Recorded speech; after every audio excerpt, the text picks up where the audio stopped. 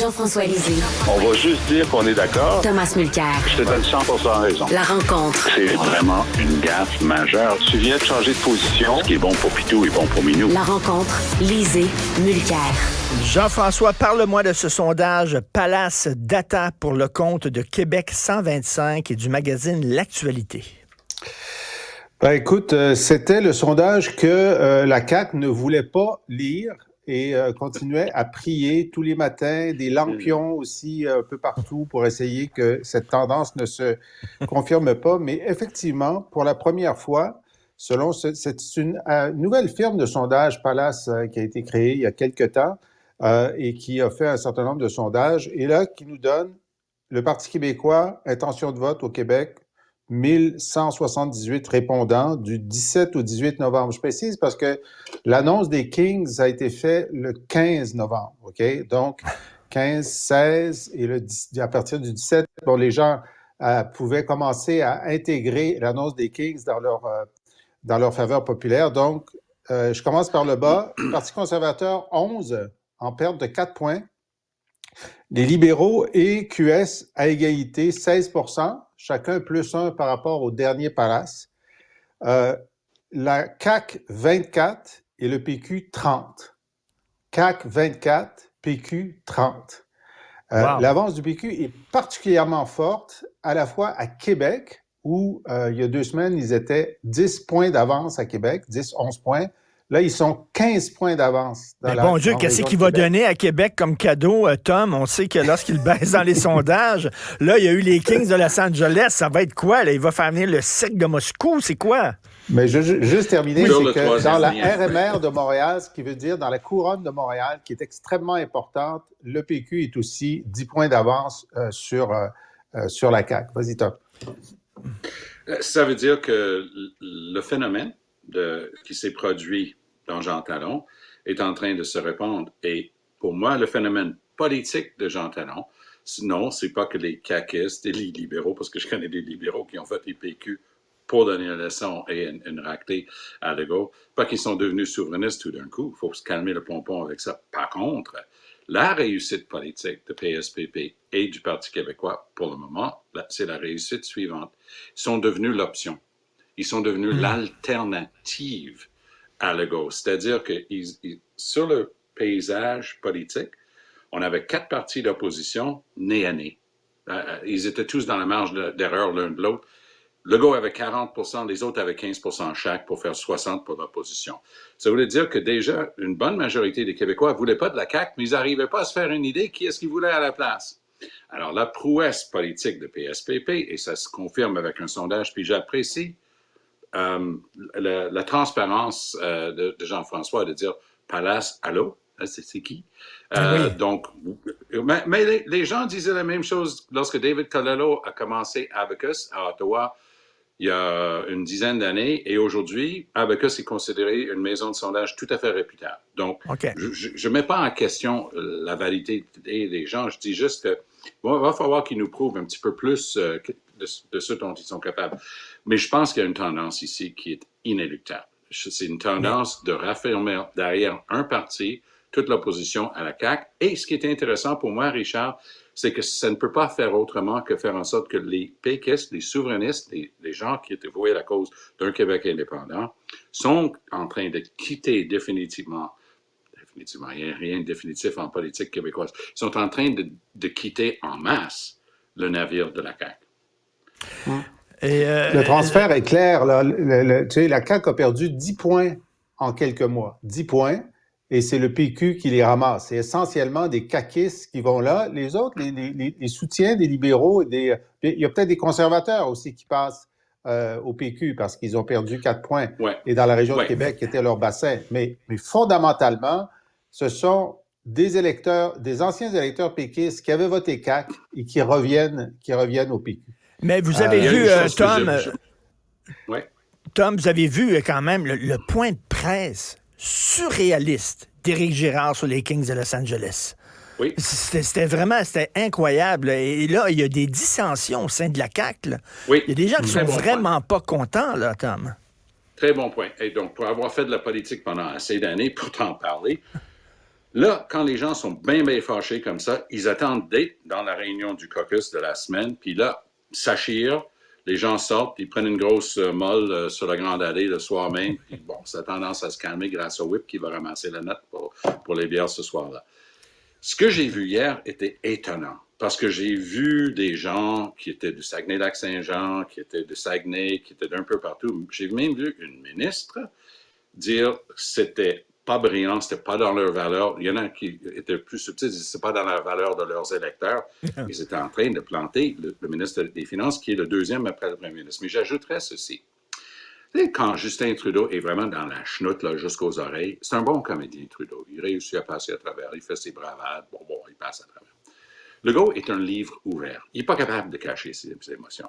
Hier, dans le corridor, un de nos collègues de TVA a eu l'idée de demander à M. Legault, donc on peut dire, parce que le député du Lac-Saint-Jean, il s'appelle Éric Girard. Ça s'invente. Mais oui, mais oui. Alors, il dit, on dirait que Éric Girard a mis en échec Éric Girard, padaboum, tch.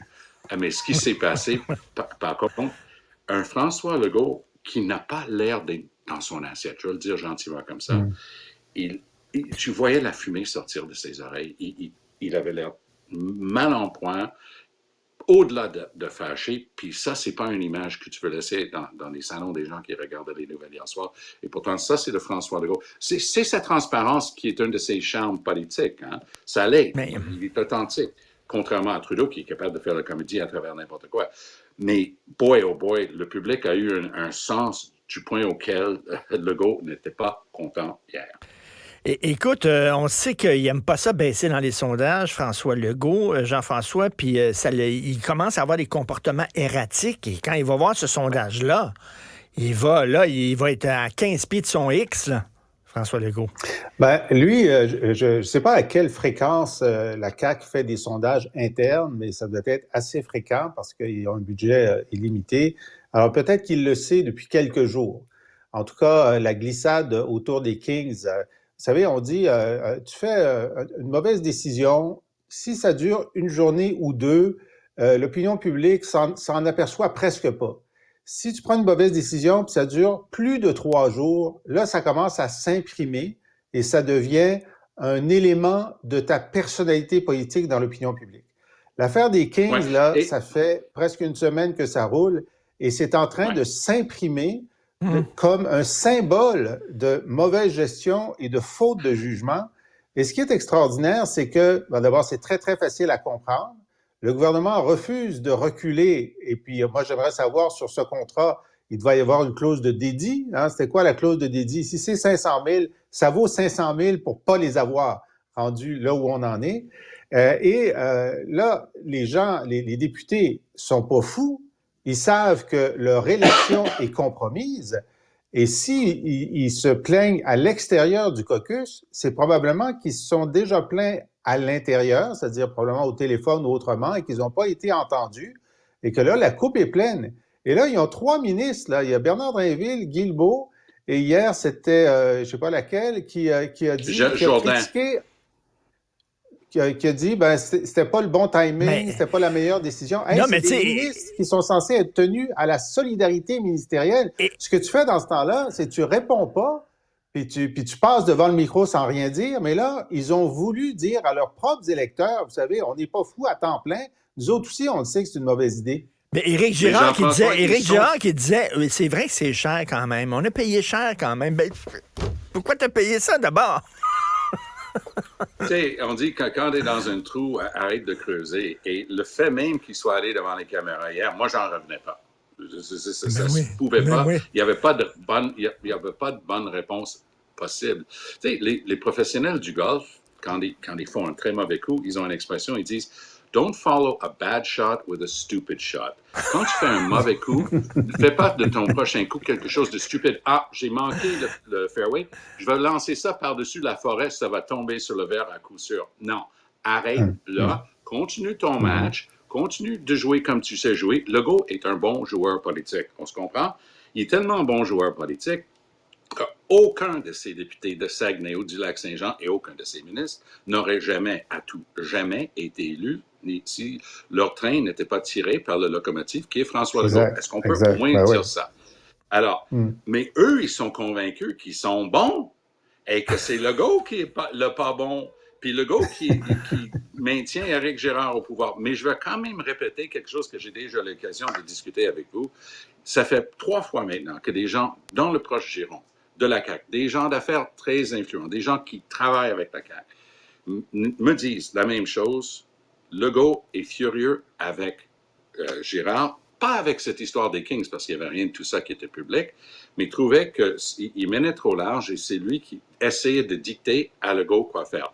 Moi, là, je parierais pas qu'on a le même ministre des Finances après les fêtes.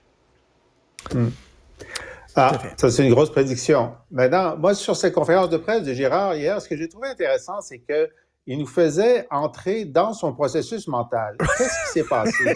Lui, non, mais c'est vrai, c'était important de savoir.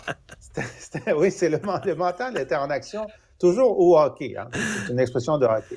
Alors, il dit, regarde, moi, j'ai le mandat d'essayer de ramener les Nordiques, puis de rendre le centre Vidéotron attractif. Donc, j'ai travaillé pour que les sénateurs viennent jouer. Ils sont pas venus, ça n'a pas marché. Là, j'ai cherché. Tout ce que j'avais comme offre, c'était les Kings avec les Bruins puis Philadelphie. C'était le prix. J'aurais voulu que ça soit moins cher. Mais ensuite, je voulais continuer en ayant peut-être d'autres matchs pré-saison, peut-être des matchs de saison, le tournoi de hockey féminin, masculin, etc., pour petit à petit rendre le centre Vidéotron attractif. C'était ça, son affaire. Et je comprends sa dynamique. Lui était prêt à payer cher pour être dans cette dynamique. Mais là où il a été très faible, c'est que les journalistes ont dit, écoutez, nous, on a découvert depuis quelques jours que Halifax n'a rien payé, Salt Lake City n'a rien payé. Oui. Pourquoi nous, on a payé?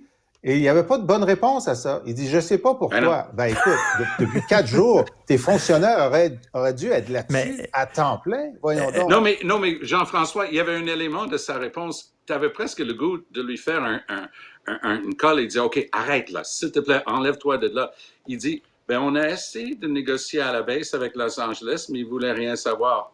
Tu es en train de dire qu'en plus de t'être fait jouer parce que les autres villes n'ont rien payé, que tu ne sais même pas négocier avec puis là, il nommait les joueurs. Il va avoir tel joueur, puis il est bon, lui. Puis il y a un autre joueur aussi. Hey, il est bon, ce joueur-là, puis c'est un francophone. Puis ça, c'était surréaliste. Écoute, Tom, parle-moi d'une autre histoire d'argent. Là, on ne parle pas de 7 millions, on parle de 15 milliards de dollars en subvention. C'est Global qui est sorti ça. Ça, c'est une histoire qui sort tranquillement depuis 2 jours. Après l'annonce économique, on va en parler plus. Nous, on donne des milliards pour Northvolt, une compagnie suédoise qui est vraiment dans ses balbutiements. On va voir ce que ça donne. Stellantis, c'est Chrysler, c'est Peugeot, c'est, je pense, Mitsubishi là-dedans aussi. C'est un énorme groupe de construction automobile, des vrais. Eux, ils ont eu la modique somme de 15 milliards de dollars pour s'établir à Windsor, en Ontario, leur usine. Il y a déjà eu Volkswagen en Ontario, leur usine de batterie à Windsor. Tu ne vois pas qu'avant-hier, le chef de police, mais vraiment tout naïvement, dit « Il va falloir qu'on se prépare parce que je viens de me faire avertir que je vais avoir 1600 travailleurs coréens qui vont débarquer à Windsor. » Les gens commencent à... C'est quoi cette histoire-là? Il dit, la compagnie me dit qu'il y a 1600 travailleurs. Là, panique chez les libéraux. Randy Boissonneau de Edmonton, il dit non, c'est juste une partie du truc, puis après, il a essayé de dire que c'était juste une personne. Mark Miller essaie de dire, c'est pas des travailleurs étrangers temporaires, c'est une autre catégorie, c'est des travailleurs étrangers, mais qui sont permis au terme d'un accord. Moi, là, ma partie préférée de cette histoire-là, parce que, évidemment, Doug Ford est en train de blâmer Ottawa, tout le monde devait être totalement au courant que la compagnie voulait des employés coréens pour une partie de l'installation qu'eux, ils détiennent comme propriété intellectuelle et ainsi de suite. Mais au lieu de dire ça clairement, ils ont tous essayé de se renvoyer la balle, mais ma partie préférée. Tu te souviens quand Pierre Poilievre a dit, vous savez, le CBC, là, ça penche vraiment très fort côté libéral. Là, c'était incroyable. L'article du CBC sur leur site web dit, vous savez, les travailleurs coréens, c'est la faute à Stephen Harper. Et vous savez qui était après le deal qu'il a fait avec la Corée, disant que la faute de Stephen Harper parce qu'il a signé un deal avec la Corée qui aurait permis des transferts d'employés et tout ça. Qui était devenu le ministre après? Pierre Poilievre. Et je le donne en anglais puis je vais le traduire.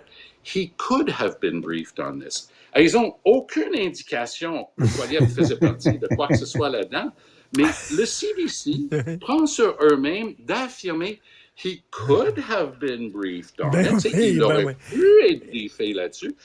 À partir de rien, aucun indice, aucune information solide. Ça, là, je m'excuse. C'est biaisé. Ça, c'est le jupon qui dépense. Ça, c'est totalement biaisé. Tout à fait. Jean-François, c'est ça ton histoire coréenne croustillante dont tu voulais me parler? Non, c'est une histoire de langue aussi, mais c'est intéressant. Je veux savoir, moi, à Nordvolt, est-ce qu'on va avoir 1500 Suédois qui vont venir à l'usine? Ben oui, pourquoi on paye Coréens? 15 milliards de dollars pour donner de l'emploi à des Coréens? C'est censé donner de l'emploi à des Richard, Canadiens? C'est là où tu te trompes. Tu ne connais pas les astuces. Alors, il faut faire des publicités avant de faire venir des gens d'autres pays pour faire des jobs qui peuvent être faits ici. Mais tu dois donner une description de tâche, puis s'il n'y a aucun Canadien qui se qualifie, qu'est-ce que tu veux? Tu vas faire venir des gens de la Corée. Tu sais ce qu'ils ont mis dans les conditions d'emploi? Ça serait préférable que les gens savent parler couramment le coréen. Ça ne veut pas dire que ça prend des Coréens. Exact. Alors, n'importe quel gars de Windsor en train de prendre sa bière dans sa taverne, il dit, ça s'applique à moi, je parle couramment coréen, m'aller chercher le job en question. Donc, ça, pour Nordvolt, il va falloir... Pour Nordvolt, on va dire connaissance du suédois préférable.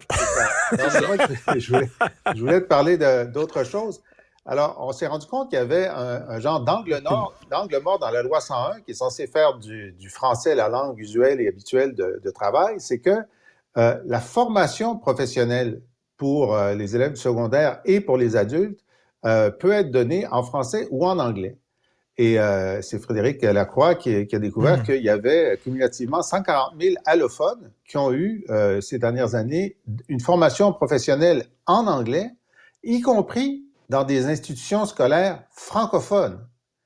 Donc là, on se dit, écoutez, mais c'est très bien qu'on protège de la garderie jusqu'à l'université les droits d'éducation des anglophones, mais pourquoi en rajouter une couche puis dire, quand vous avez fait votre travail, votre éducation, si vous voulez avoir une formation professionnelle, on va vous donner le choix entre le français ou l'anglais. Alors, un libre choix total, même dans nos institutions francophones. Alors ça n'a pas de sens. Surtout qu'on est en train de resserrer les boulons pour imposer le français langue commune dans la langue du travail.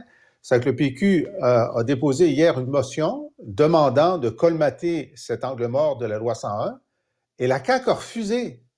Alors, on ne comprend pas pourquoi ils ont refusé. Il aurait pu dire on va étudier la chose parce que c'était pas très connu. C'est justement les spécialistes qui connaissaient ça. Moi, je suis sur les questions de la langue depuis longtemps et j'ai vu ça passer très récemment. Et donc là, on a un cas de le gouvernement du Québec, tout ce temps-là, et sous tous les gouvernements, là, je veux dire, même Camille Lorrain ne l'avait pas vu, celle-là, fait en sorte qu'on forme des gens en anglais pour aller travailler dans des milieux de travail francophones. C'est fou. Only in Québec. Merci beaucoup à vous deux. On se reparle demain. Merci. Bonne journée.